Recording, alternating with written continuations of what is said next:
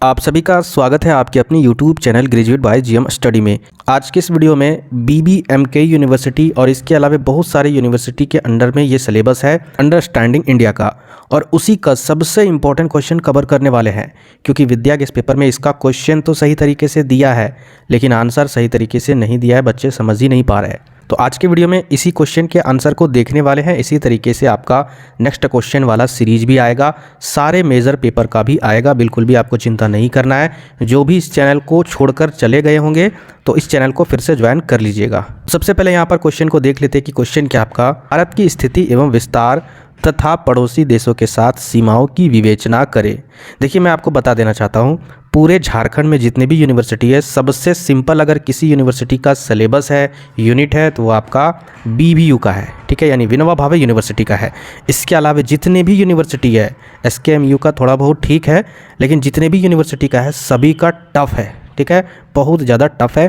तो उसी हिसाब से यहाँ पर ये जो क्वेश्चन है ना, ये क्वेश्चन भी ग्रेजुएशन के हिसाब से टफ है, क्योंकि इसको मैप के आधार पर समझाना आसान है। मैं आपको मैप के माध्यम से बहुत पहले भी, जो मेरा पहला वाला वीडियो था भारतवर्ष को समझना, उस टॉपिक वाले वीडियो में मैंने कंप्लीट कर दिया है कुछ हद तक, और एक्सप्लेन भी कर दिया है मैप के आधार पर। लेकिन आपको वहाँ पर MC की क्वेश्चन का आंसर तो नहीं देना है, आपको वहाँ पर किस चीज़ का आंसर देना है, 15 नंबर वाले सब्जेक्टिव क्वेश्चन का आंसर देना है। तो उसके लिए आपको सटीक आंसर चाहिए। तो यहाँ पर इसको ध्यान से समझिएगा। थोड़ा सा यहाँ पर आंसर टफ है, क्वेश्चन भी टफ है, लेकिन आपको वीडियो कंप्लीट देखना होगा। इसके बाद लास्ट में सबसे इंपॉर्टेंट चीज़ बताऊँगा, जिससे ये आंसर आपको 100% याद हो जाएंगे। ऐसे याद नहीं होगा, जो चीज़ मैं आपको वीडियो में बताऊँगा अगर उस काम को कीजिएगा 100% याद हो जाएंगे। तो चलिए वीडियो को शुरू करते हैं। यहाँ पर जो आपको वर्ड मैं आपको बताऊंगा, जिस तरीके से एक्सप्लेन करूंगा, बहुत सिंपल वर्ड है। इससे सिंपल वर्ड आपको किसी गेस्ट पेपर में नहीं मिल सकता है, ठीक है। तो चलिए हम लोग यहाँ पर शुरू करते हैं। सबसे पहले आपको क्वेश्चन को समझ लेना होगा कि भारत की स्थिति, यानी पूरे संसार के मैप में, पूरे पृथ्वी में भारत की स्थिति कहाँ पर है, ठीक है, ये आपको लिखना है। इसके बाद इसके विस्तार के बारे में, यानी पूरब में, पश्चिम में, उत्तर में, दक्षिण में कहाँ तक किस तरीके से फैला हुआ है, तथा पड़ोसी देशों के साथ सीमाओं की विवेचना करना है। यानी भारत के जितने भी पड़ोसी देश है, कि भाई उत्तर में कौन सा पड़ोसी देश है, पूरब में कौन सा है, दक्षिण में कौन सा है, सारे दिशाओं में कौन कौन से पड़ोसी देश है, इसके बारे में एक्सप्लेन करना है। क्वेश्चन यही बोल रहा है। क्वेश्चन समझ गए होंगे। हम लोग उत्तर की ओर बढ़ते हैं। उत्तर में आपको क्या लिखना होगा, सबसे पहले इस तरीके से उत्तर लिखना होगा। उत्तर लिखने के बाद पहले आपको परिचय लिखना होगा या फिर भूमिका लिखना होगा। आखिर आप किस चीज़ का परिचय दे रहे हो, किस चीज़ की भूमिका दे रहे हो, तो भारत के बारे में, भारत की स्थिति के बारे में और इसके विस्तार के बारे में यहाँ पर आप कुछ परिचय जरूर लिखोगे। 1-2 पन्ना आपको लिखना होगा। तो सबसे पहले हम लोग इसका परिचय देंगे। भारत दक्षिण एशिया में स्थित एक विशाल देश है। दक्षिण एशिया आप सभी को पता होगा, जहाँ पर श्रीलंका है, मालदीव है, इसके बाद फिर आपका बांग्लादेश है, इसके अलावा और भी देश है। दक्षिणी एशिया हो जाता है, ठीक है। एशिया में जो दक्षिण वाला भाग है, जो हमारे भारत, श्रीलंका वगैरह और भी 7-8 देश है, वो सारे देश हमारा भारतीय दक्षिणी एशिया वाला है। तो हमारा जो देश है वो भारतीय दक्षिण एशिया में एक विशाल देश है, एक बड़ा देश है, जिसकी आकृति चतुष्टकोणीय है, ठीक है। इसकी विशालता के कारण इसे उपमहाद्वीप भी कहा जाता है। भारत अक्षांशीय दृष्टि से उत्तरी गोलार्ध में, याद रखिएगा, अक्षांशीय दृष्टि से उत्तरी गोलार्ध में तथा देशांतरीय दृष्टि से पूर्वी गोलार्ध में स्थित है। भारत का अक्षांशीय विस्तार 8 डिग्री 4 मिनट उत्तरी अक्षांश से 37 डिग्री 6 मिनट उत्तरी अक्षांश तक है, तथा देशांतर अगर विस्तार के बारे में बात करें तो 68 डिग्री 7 मिनट से लेकर 97 डिग्री 25 मिनट पूर्वी देशांतर तक स्थित है। कर्क रेखा भारत के मध्य से गुजरती है। याद रखिएगा, जो कर्क रेखा है वो भारत के बीच से होकर गुजरती है, और यह टोटल 8 राज्यों से होकर गुजरती है। कौन कौन राज्य है? गुजरात, राजस्थान, मध्य प्रदेश, छत्तीसगढ़, झारखंड, पश्चिम बंगाल, त्रिपुरा और मिजोरम। भारत का सबसे उत्तरी बिंदु, उत्तर किधर है, पूरब किधर है, पश्चिम किधर है, मैप में आप लोगों को पता होगा, क्योंकि मैंने हर एक वीडियो में जरूर एक्सप्लेन किया होगा, और 12वीं क्लास में भी मैंने एक्सप्लेन किया था। ऊपर वाला जो दिशा होता है किसी मैप में वो होता है उत्तर, नीचे आपका दक्षिण, इधर आपका पूरब और इधर आपका पश्चिम।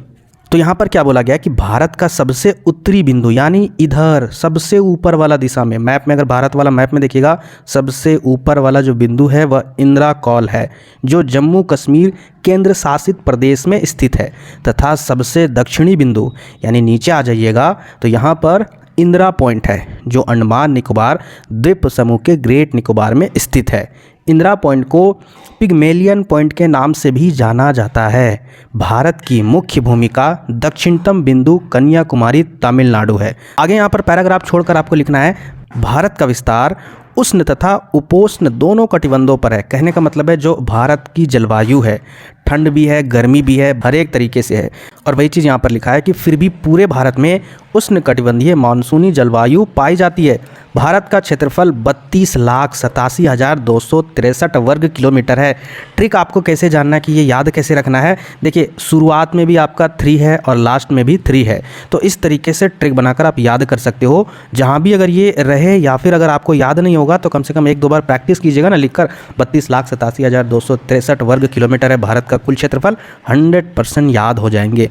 तथा क्षेत्रफल की दृष्टि से यह रूस, कनाडा, चीन, अमेरिका, ब्राज़ील तथा ऑस्ट्रेलिया के बाद विश्व का 7वां स्थान है। क्षेत्रफल की दृष्टि से भारत की जो स्थिति है भाई वो 7वें स्थान पर है, ठीक है। इसका क्षेत्रफल विश्व के कुल क्षेत्रफल के 2.43% है पूरे विश्व में, ठीक है। पूरा विश्व में जितना 100% जमीन होगा ना 100%, तो 100 का 2.43% भारत का जमीन है, ठीक है। भारत की पूरब से पश्चिम, पूरब इधर होता है, ठीक है, और इधर होता है पश्चिम, तो पूरब से पश्चिम की लंबाई 2,933 किलोमीटर तथा उत्तर से दक्षिण की लंबाई 3,214 किलोमीटर है, ठीक है। यानी उत्तर से ये दक्षिण की लंबाई। अच्छा, यहाँ पर ये क्वेश्चन नहीं लिखिएगा एग्जाम में, क्योंकि जनसंख्या से रिलेटेड यहाँ पर क्वेश्चन नहीं पूछा गया है।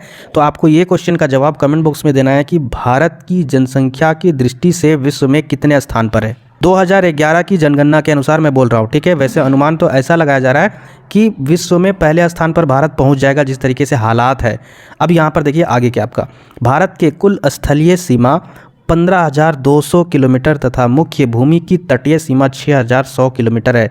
यानी भारत का जो कुल स्थलीय बॉर्डर है, जमीन वाला बॉर्डर, ठीक है, दूसरे देश से हमारा बॉर्डर होगा, सीमा होगा, तो जमीन वाला जो बॉर्डर है ना उसकी लंबाई 15,200 किलोमीटर है।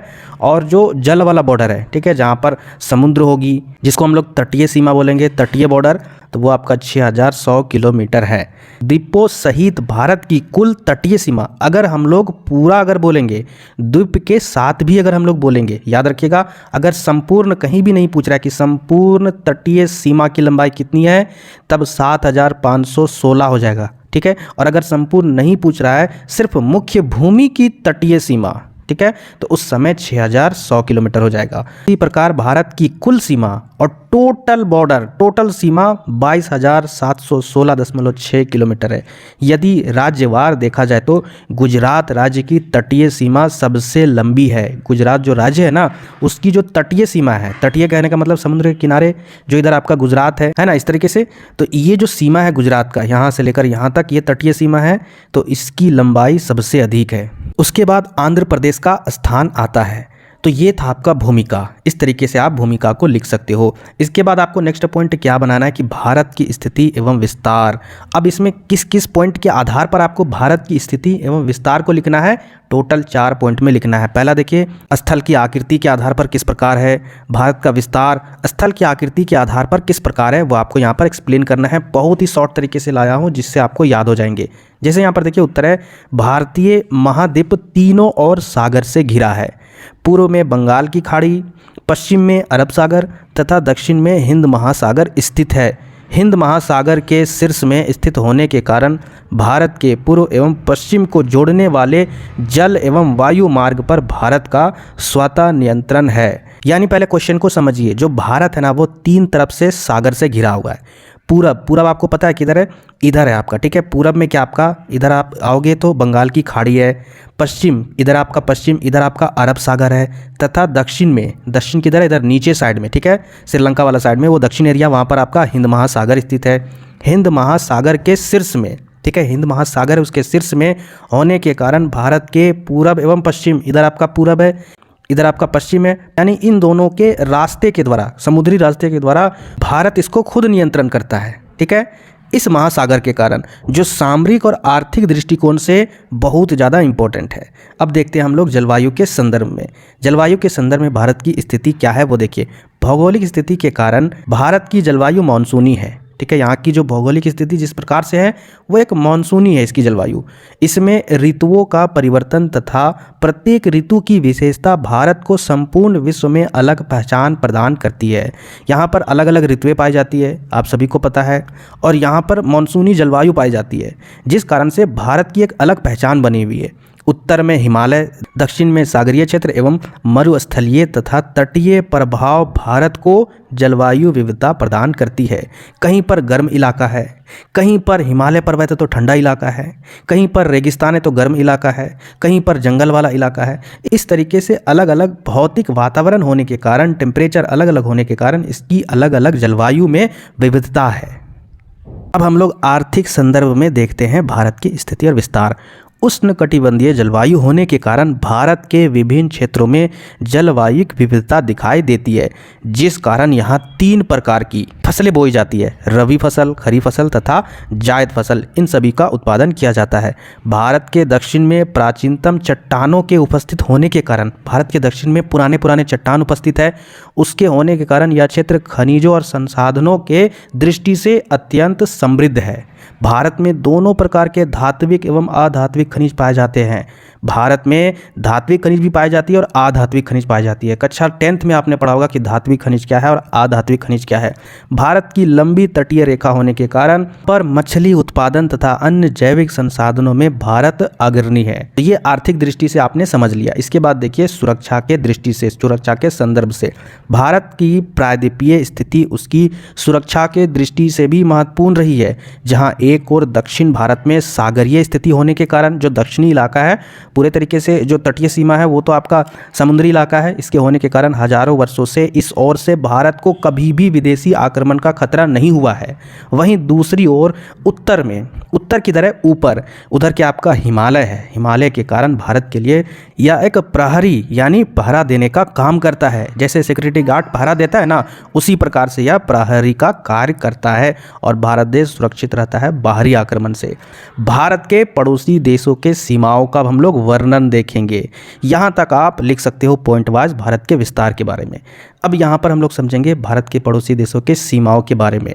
तो देखिए यहाँ पर अगर आपको लैंग्वेज टफ लग रहा होगा तो कोशिश कीजिएगा समझने की। मैं चाह रहा हूँ कि अपनी लैंग्वेज में आपको समझाते भी जाऊँ। देखिए भारत के पड़ोसी देशों के बारे में समझते हैं। भारत को सीमाओं के संदर्भ में प्रोफेसर चिलसोल्म लिखते हैं, विश्व में केवल बर्मा को छोड़कर अन्य कोई देश ऐसा नहीं है जिसको प्रकृति ने इतनी अच्छी तरह से परिसीमित किया है। यानी भारत का जो बॉर्डर है, जो सीमा है, कहीं ना कहीं प्रकृति भी इसको बहुत ही ज़्यादा परिसीमित किया है। यानी इसको बनाया इस प्रकार से, प्रकृति ने चारों तरफ से, कहीं से पहाड़ों से घिरा हुआ है, कहीं समुद्री तटियों से घिरा हुआ है। तो इस प्रकार से यहाँ पर बोल रहा है कि अच्छी तरीके से परिसीमित है। ठीक है, परिसीमित कहने का मतलब अच्छी तरीके से सिमटा हुआ है। इसके बाद ये वाला पॉइंट आप नहीं लिखिएगा, ठीक है, इसको काटना था लेकिन हमने इसको नहीं काटा है। आगे आपको यहाँ से लिखना है, भारत की स्थलीय सीमा से लगे 7 पड़ोसी देशों में कौन कौन से देश है? पाकिस्तान, अफगानिस्तान, चीन, नेपाल, भूटान, म्यांमार, इसी को बर्मा बोला जाता है, तथा बांग्लादेश है। जबकि हिंद महासागर में स्थित हमारे पड़ोसी देश श्रीलंका तथा मालदीव है। श्रीलंका तथा मालदीव के बाद इंडोनेशिया हमारा तीसरा निकटतम समुद्री देश है। मेट चैनल या महान चैनल इंडोनेशिया के सुमात्रा द्वीप को भारत के ग्रेट द्वीप से अलग करता है। आगे आपका पाकिस्तान तथा बांग्लादेश से लगी भारत की अंतर्राष्ट्रीय सीमाएं कृत्रिम है। यानी पाकिस्तान और बांग्लादेश का जो बॉर्डर है, पाकिस्तान इधर है आपका उत्तरी और पश्चिमी इलाका वाला, तो ये जो बॉर्डर है वो कृत्रिम है, यानी मानव के द्वारा बनाया गया ये एक बॉर्डर है, सीमा है। और बांग्लादेश आपका इधर है, तो यहाँ पर जो बांग्लादेश का भी जो सीमा है, भारत से बॉर्डर है, वो भी एक कृत्रिम है, यानी मानव के द्वारा वो बॉर्डर बनाया गया है। कि शेष 6 राष्ट्रों से लगी हमारी अंतर्राष्ट्रीय सीमाएं प्राकृतिक है। कहीं प्राकृतिक तौर से पहाड़ है, कहीं प्राकृतिक तौर से समुद्री इलाका है, तो वो नेचर है, नेचर के द्वारा ही वहाँ पर पहले से ही बॉर्डर के जैसा बना है। तो चलिए उसके बारे में आगे यहाँ पर डिस्कस करेंगे। भारत की सबसे छोटी स्थलीय अंतर्राष्ट्रीय जो सीमा है, सबसे छोटी स्थलीय कहने का मतलब है जमीनी सीमा, जमीनी बॉर्डर, वह अफगानिस्तान के साथ है। छोटा सा है, अगर आप मैप में देखोगे, वर्ल्ड वाले मैप में आपको सारा कुछ समझ में आ जाएगा। जबकि सबसे लंबी स्थलीय अंतर्राष्ट्रीय सीमा बांग्लादेश के साथ है, स्थलीय, ठीक है, यानी जमीनी सीमा। भारत के जम्मू कश्मीर राज्य के उत्तरी भाग में स्थित इंदिरा कौल भारत के उत्तरी छोर पर स्थित एक ऐसा भाग है जहां पर भारत की अंतर्राष्ट्रीय स्थलीय सीमाएं अफगानिस्तान, पाकिस्तान तथा चीन से मिलती है। उत्तर वाले इलाके की बात हो रही है कि यहाँ पर आपका अफगानिस्तान भी है, पाकिस्तान भी और इधर आपका चीन भी है। ये तीनों सीमाओं से, अंतर्राष्ट्रीय सीमाओं से भारत को मिलाता है, जिनका भारत की स्थलीय अंतर्राष्ट्रीय सीमाएं प्राकृतिक तथा कृत्रिम दोनों हैं। कैसे? पाकिस्तान का आपका कृत्रिम है, ठीक है। आगे यहाँ पर देख लेते हैं कुछ पॉइंट के आधार पर। भारत की जो उत्तरी सीमा है, उसके बाद पूर्वी, पश्चिमी, दक्षिणी, यानी दिशा के आधार पर हम लोग पड़ोसी देश के सीमाओं के बारे में वर्णन करेंगे। तो देखिए यहाँ पर पहले पॉइंट पर क्या आपका भारत की उत्तरी सीमा, उत्तर किधर है? ऊपर की ओर आपका उत्तर है, तो उसके बारे में डिस्कस करेंगे। जैसे ही ऊपर बोलेंगे इसका मतलब क्या आ जाएगा? वहाँ पर पाकिस्तान, इसके अलावा बहुत सारे देश है, चाइना है, ठीक है। तो चलिए यहाँ पर देख लेते हैं। भारत की उत्तरी सीमा चीन, नेपाल तथा भूटान देशों से मिलती है। इस सीमा का अधिकांश भाग हिमालय पर्वत के साथ साथ चलता है, यानी इस एरिया में, इस क्षेत्र में, इस दिशा में जितने भी देश के साथ सीमा बनी हुई है भारत की, वह हिमालय पर्वत से जरूर उनका कहीं ना कहीं कनेक्शन है। यह प्राकृतिक सीमा है, मानव निर्मित सीमा नहीं है, जो नदियों तथा पहाड़ों यानी पर्वत शिखरों द्वारा निर्धारित हुई है। इस सीमा रेखा का पूर्वी भाग जो भूटान से बर्मा की सीमा तक है, पूर्वी भाग, ठीक है। जैसे ये उत्तर है तो इधर आ जाता है पूर्वी भाग। इधर अगर पूर्वी यानी भूटान की तरफ आइएगा तो भूटान यानी जो बर्मा, म्यांमार है, भूटान से लेकर बर्मा तक, अरुणाचल प्रदेश में, ठीक है, अरुणाचल प्रदेश आप मैप में जान सकते हो, वहाँ तक टोटल जितना भी सीमा है, बॉर्डर क्षेत्र है, उसको मैकमोहन रेखा कहा जाता है। ये चीज़ आप याद रखिएगा। कहाँ से कहाँ तक? पूर्वी भाग में भूटान से लेकर बर्मा की सीमा तक, जो आपका अरुणाचल प्रदेश में है। भारत और चीन के मध्य सीमा का निर्धारण करने वाली मैकमोहन रेखा लगभग 1140 किलोमीटर लंबी है। और ये जो आपका बॉर्डर है भूटान से लेकर बर्मा तक, जो मैकमोहन रेखा है, इसकी लंबाई 1140 किलोमीटर यानी 1140 किलोमीटर लंबी है तथा महान हिमालय के शिखर से गुजरने वाली जल विभाजक रेखा के साथ साथ चलती है। अब यहाँ पर दूसरे पॉइंट के आधार पर देखेंगे, भारत की उत्तरी, पश्चिमी तथा पश्चिमी सीमा, उत्तर की ओर हमने देखा, ठीक है, और उत्तर पूर्वी की ओर भी हमने देख लिया। अब हम लोग कहाँ पर देखेंगे? उत्तर और उत्तर पश्चिमी इलाका। ये आपका भारत की उत्तरी, पश्चिमी तथा पश्चिमी अंतर्राष्ट्रीय सीमा पाकिस्तान से मिलती है। देखिए यहाँ पर उत्तर से ये पश्चिम वाला जो इलाका है ना, इसी को बोला जाता है उत्तरी पश्चिमी, और पश्चिमी इलाका भी बोल सकते हो। अंतर्राष्ट्रीय सीमा पाकिस्तान से मिलता है। इस सीमा का अधिकांश भाग स्थलीय एवं कृत्रिम है। यह सीमा यानी वहाँ पर ज़मीनी इलाका है और प्राकृतिक नहीं है। भारत से जब पाकिस्तान अलग हुआ उस समय लोग ने ही उसको बॉर्डर के रूप में बनाया, सीमा के रूप में बनाया। यह सीमा कच्छ की खाड़ी से प्रारंभ होकर राजस्थान के बाड़मेर, जैसलमेर तथा गंगानगर क्षेत्र से होती हुई पंजाब व जम्मू कश्मीर राज्य तक चली गई है। यह सीमा रेखा रेड क्लिफ रेखा कहलाती है। कौन वाली रेखा?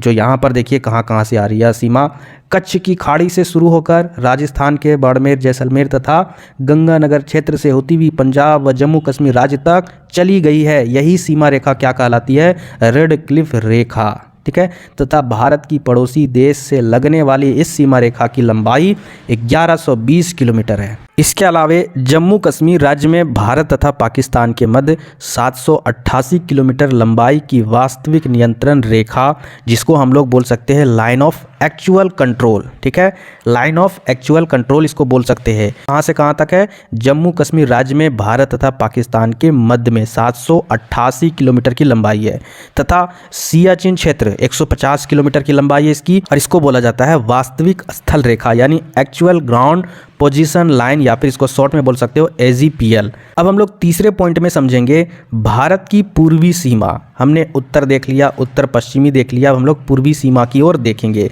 तो यहाँ पर देखिए क्या आपका भारत की पूर्वी अंतर्राष्ट्रीय सीमा में आपका बांग्लादेश तथा म्यांमार जो आपका बर्मा है उससे मिलती है। भारत तथा बांग्लादेश के मध्य की लंबाई 4096 किलोमीटर की लंबाई है।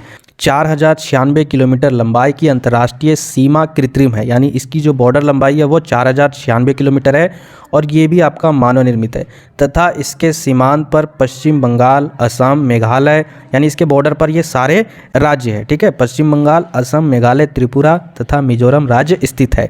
भारत तथा बर्मा के मध्य सीमा का निर्धारण आराकान सीमा पर्वत श्रेणी करती है। इस कारण यह सीमा प्राकृतिक है। देखिए बांग्लादेश वाला जो सीमा था वो एक कृत्रिम था, लेकिन भारत तथा बर्मा के बीच में जो एक पर्वत है, यही पर्वत भारत तथा बर्मा के बीच में सीमा का काम करता है, बॉर्डर का निर्धारण कर रहा है और इसी कारण से यह एक प्राकृतिक बॉर्डर है, प्राकृतिक सीमा है। किनके बीच में? भारत तथा बर्मा के बीच में। इसके सीमांत पर भारत के अरुणाचल प्रदेश, यानी इस बॉर्डर के सामने भारत के कौन कौन से राज्य? अरुणाचल प्रदेश, नागालैंड, मणिपुर तथा मिजोरम राज्य स्थित है। अब हम लोग देखिए फोर्थ पॉइंट आपका भारत की तटीय सीमा रेखा, इसके बारे में देखेंगे। जो समुद्री बॉर्डर है, भारत की मुख्य भूमि की तटीय सीमा पूर्व बंगाल की खाड़ी से लेकर हिंद महासागर के शीर्ष व अरब सागर से होती हुई कच्छ की खाड़ी तक विस्तृत है। देखिए ध्यान से समझिएगा, जो भारत की मुख्य भूमि की जो तटीय सीमा है, भारत की भूमि कहने का मतलब जैसे ये जो भारत है आपका, ठीक है, तो ये भारत अंडर में ये आपका भूमि है। इधर कहीं ना कहीं समुद्री इलाका होगा, इधर श्रीलंका तरफ कहीं ना कहीं ज़मीन के बाद समुद्री इलाका होगा। तो वही चीज़ यहाँ पर बोल रहा है कि भारत की मुख्य भूमि की जो तटीय सीमा है वह पूरब में बंगाल की खाड़ी, पूरब किधर है आपका?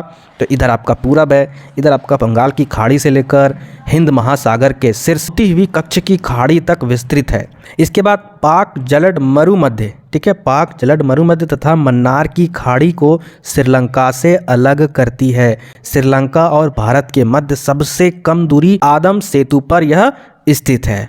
तो इस तरीके से आपको आंसर लिखना है। वीडियो अगर देखे होंगे तो बहुत कुछ आपको समझ में नहीं आया होगा। ऐसे स्टूडेंट जो मेरे सबसे पहले वाले वीडियो भारतवर्ष को समझना, जो उस वीडियो को देखे होंगे ज़रूर वहाँ पर समझे होंगे। मैंने वहाँ पर मैप के आधार पर पूरे डिटेल से सारा कुछ मैंने एक्सप्लेन किया था। तो इस वीडियो को एक बार यहाँ पर देख लीजिएगा और दूसरी बार उस वीडियो को भी देख लीजिएगा और वहाँ पर जो भी मैप है उस मैप को ध्यान से देखकर, या फिर अगर आपके पास वो मैप होगा तो उस मैप को ध्यान से देखकर और इसके क्वेश्चन के आंसर को एक बार चालू कर दीजिएगा इस वीडियो को, ठीक है।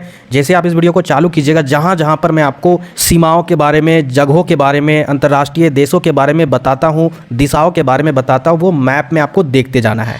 या फिर आप कम से कम 2 मोबाइल निकाल लीजिएगा, एक मोबाइल में इस वीडियो को चलने दीजिएगा और दूसरे मोबाइल में गूगल से आप उस मैप को देखिएगा। 100% क्वेश्चन याद हो जाएंगे और एक दो बार इसको लिखकर प्रैक्टिस कर लीजिएगा, नहीं तो आपका एग्जाम में ये क्वेश्चन नहीं लिख पाओगे, इसकी गारंटी है, क्योंकि टफ है ये क्वेश्चन, याद रखिएगा, ठीक है। तो इसके बाद लास्ट में निष्कर्ष तो लिखना जरूरी है। निष्कर्ष में आपको क्या लिखना है? इस क्वेश्चन के आंसर को लॉक किया जाता है निष्कर्ष में।